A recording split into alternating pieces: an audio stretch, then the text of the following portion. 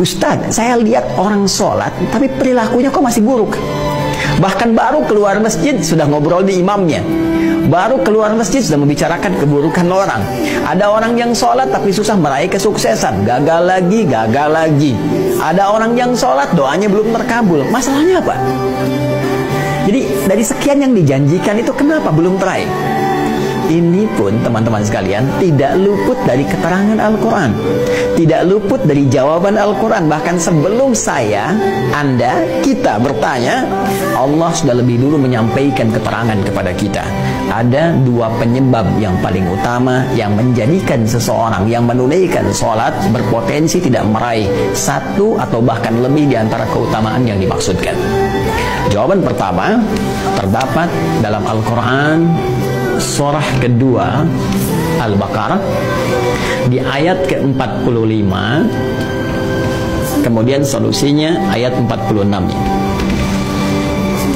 Yang kedua kita temukan di Quran surah kedua 29. Di Quran surah kedua 29 Al-Ankabut di awal ayat ke-45-nya. Tuh, sama-sama 45 ayatnya ya, tapi nanti dengan pemaknaan yang berbeda.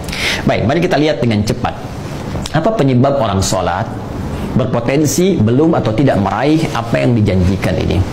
Yang pertama di Quran surah kedua Al-Baqarah di ayat ke-45 Allah menegaskan. Perhatikan kalimatnya. Wasta'inu bis-sabri was-salah. Dan jika engkau punya persoalan dalam kehidupan, terima dengan sabar, itu untuk meningkatkan kualitas hidupmu. Dan dengan itu kemudian kau bawa dalam sholat, mintakan solusi kepada Allah. Wassalah, tunaikan sholat, minta solusi kepada Allah. Wa innaha lakabiratun illa 'alal khashi'in. Namun penting kau sadari, sholat itu tidak mudah engkau lakukan. Awas, hati-hati tuh ya, ketika Allah menyandingkan sabar dengan sholat dan membandingkan keduanya, ternyata tingkat kesulitan menunaikan sholat itu lebih dibandingkan dengan sabar.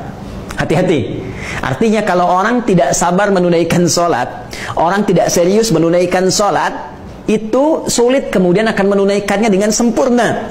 Jadi lebih mudah dalam bandingan Al-Quran, lebih mudah kita belajar berikhtiar untuk sabar dibandingkan kita menyempurnakan untuk menunaikan sholat dengan baik, kalau kita tidak serius.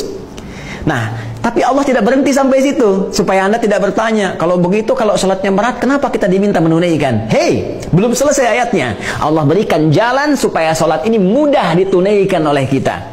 Tapi kalau Anda nggak ikuti jalannya, tetap akan sulit bagi Anda. Jelas, seperti Anda nggak tahu ilmu sabar. Karena nggak tahu ilmu sabar, susah bersabar. Nggak tahu ilmu sholat, ya susah sholat dengan baik. Maka ayatnya kemudian memberikan penjelasan kepada kita, illa 'alal khashi'in, kecuali bagi orang-orang yang khusyuk dalam sholatnya. Jadi untuk menjadikan sholat itu termaknai, sholat itu mudah kita tunaikan, sholat itu benar kita tunaikan, kata Al-Quran pertama, tunaikan sholat itu dengan khusyuk. Ini poinnya, khusyuk. Jadi kalau kita ingin meraih keutamaan-keutamaan ini yang dijanjikan, hal-hal yang tadi dimaksudkan, maka syarat pertama kata Allah, tunaikan dengan khusyuk. Kalau nggak khusyuk, jadi berat sholatnya. Kalau nggak khusyuk, jadi beban sholatnya. Jangankan saat menunaikan sholat, saat dengar azan pun jadi seakan beban. Suara apa ini? Ini kok panggilan tiap hari datang terus? Ya Allah, iman Anda di mana?